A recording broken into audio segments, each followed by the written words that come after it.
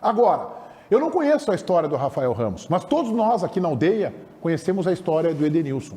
E a história do Edenilson não tem uma vírgula, nenhum centímetro que se possa falar fora de uma história de retidão, de caráter, de lealdade aos clubes onde ele passou.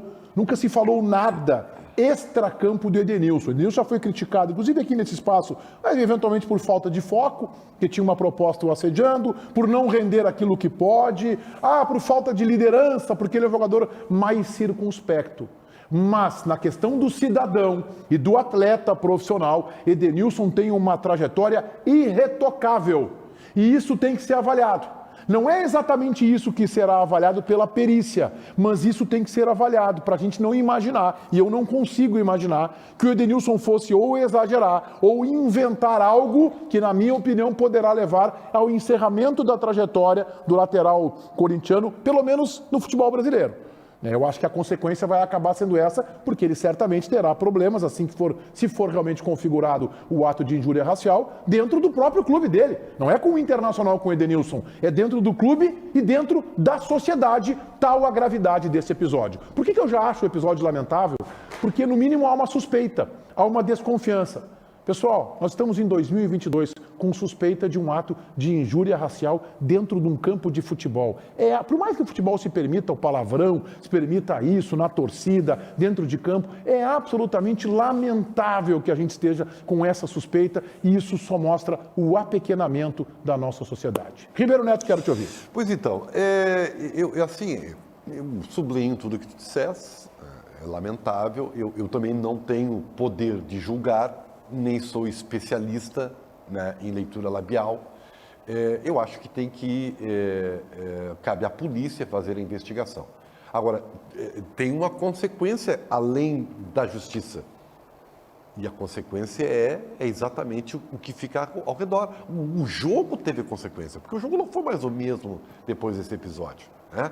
Me pareceu que houve um constrangimento, inclusive dos colegas do Corinthians.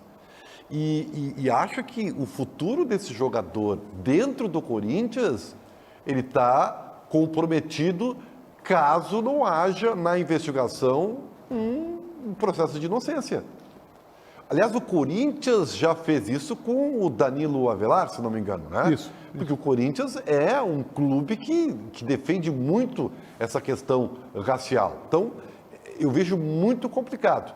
E espero que daqui por diante isso não comprometa emocionalmente o Edenilson, né? Porque isso aí é outra coisa que não adianta você passar pano. Ninguém consegue medir o sentimento de outra pessoa. Tu pode ter opinião, tu pode fazer uma análise, mas tu nunca será 100% correto no sentimento de outra pessoa, porque tu não é essa pessoa. Então, a gente nem sabe ainda ao certo quanto sente o Edenilson ou sentiu no episódio lá do Beira-Rio. Tentando fazer, eu concordo plenamente com todas as palavras que vocês fizeram e eu quero tentar, só para tentar avançar e criar algum ponto. Mais uma vez nós vivemos a defesa através da camisa. E aí vem a grande discussão. Quem defendeu esse jogador? Quem defendeu esse jogador foi o Corinthians, que partiu em defesa disso e em cima de uma realidade que é difícil da gente respeitar. O que eu quero colocar? Eu gostei muito de uma situação que aconteceu no jogo e acho que divide, eu quero pontuar isso, quero que as pessoas me entendam, não é tão simples de identificar, mas ninguém quis ter ganho esportivo naquele episódio. O Edenilson, ele briga de maneira correta, porque é um escândalo que esse rapaz fez, é caso de polícia, não tinha que ter pago fiança, tinha que ter dormido lá no presídio central, mas o Edenilson não quer ganho esportivo, ele não pede para expulsar, ele não pede nada, ele simplesmente relata aquilo, e isso eu acho importante da gente fazer. O crime não tem camisa, o crime é feito pelo CPF, então eu gostei muito porque isso não é futebol, não está em jogo o futebol ali. Estava em jogo sim um crime que foi cometido, é verdade, por um atleta, mas não teria a solução ele ser expulso, por exemplo. A solução teria sido, e deveria ter sido, ele ter sido preso, que é outra situação. Baldasso, tudo bem, Fabiano Baldasso? Recuperado já, firme e forte? Indo devagarinho. Para dizer para vocês o seguinte, eu lamento o ocorrido, obviamente, mas eu lamento as repercussões do ocorrido por perceber mais uma vez que nós vivemos numa sociedade que está doente. Não é pequena a parcela daqueles que estão envolvidos com esse assunto que argumentam que não há provas. Não há provas, então não há como falar nada a respeito do assunto de forma conclusiva porque não há provas. Eu quero lembrar as pessoas que as provas, elas são necessárias para a condenação e esse rapaz vai responder judicialmente pelo que aconteceu. A polícia trabalha com um negócio chamado evidência. E foi a evidência que fez esse rapaz ser preso em flagrante assim que terminou a partida. Porque o Edenilson, que todos nós conhecemos e o discurso do Meneghetti é importante, não temos nenhum motivo para duvidar do Edenilson.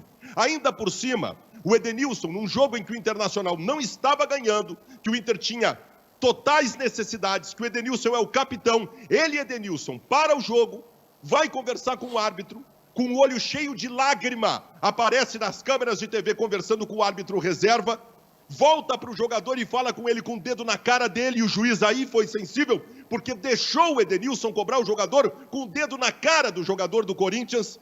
Então nós temos que parar de passar pano. Há uma evidência de que esse jogador cometeu o ato e já há peritos dando manifestações, como disse o Taigor, falando que realmente houve injúria racial. Nós não podemos tratar mais isso como algo corriqueiro no futebol. Já são 6 casos no futebol gaúcho só nessa temporada. Cadê a penalização? E aí eu não falo do âmbito desportivo. É chegar com uma malinha de 10 mil reais, dá lá como fiança e acabou o problema. Quando é que as leis serão mais severas em relação a isso?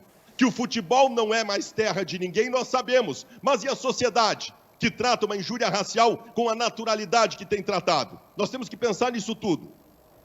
Olha só, a gente vai falar também do jogo de futebol, assim como a gente vai projetar o Grêmio Ituano de hoje à noite pela segunda divisão, mas é que esse episódio, ele é tão maior que o resultado do jogo e que a atuação da equipe do Mano Menezes, que a mudança tática que o Mano Menezes fez nesta partida, que a gente não pode fugir disso. E eu quero aqui fazer um cumprimento, o orgulho que eu senti de integrar a equipe de esportes da Rádio Bandeirantes pelo tamanho que a gente deu a este episódio na nossa jornada de sábado. Em especial o Diogo Rossi, repórter da RB, que fez um trabalho excepcional, jornalístico, com equilíbrio, de forma racional, acompanhando fato após fato, conforme eles iam se sucedendo na noite de sábado. Fica aqui o meu abraço ao Diogo e a ele. Estou cumprimentando a toda a equipe de esportes da Rádio Bandeirantes. Otávio, eu quero te fazer uma questão.